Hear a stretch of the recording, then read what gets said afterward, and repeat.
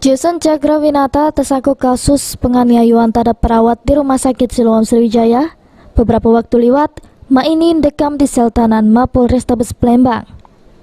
Jason masih ditahan karena tidak KT pengajuan penangguhan penahanan yang diajukan pihak keluarga.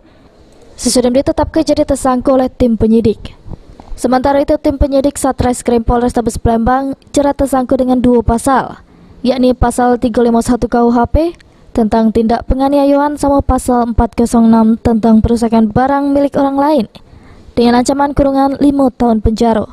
Tersangka dijerat 2 pasal berbeda nyusul laporan polisi perawat Rumah Sakit Siloam Sriwijaya Palembang berinisial K yang HP-nya dirusak tersangka dengan cara dibanting sehingga rusak pas korban ngerekam aksi penganiayaan yang dilakukan tersangka beberapa waktu lewat. 2 berkas perkara tersebut sudah dirampung ke tim penyidik sesudah meriksa bini tersangka serta meriksa rekaman CCTV. Selanjutnya berkas tersebut bakal segera dilimpahkan ke jaksa penuntut umum.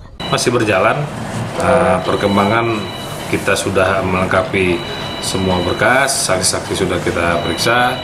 Insya Allah dalam waktu dekat kita lakukan tahap 1 ke JPU dan kondisi tidak ada kendala tidak ada mengalami kesulitan dalam penyidikan, proses penyidikannya ya.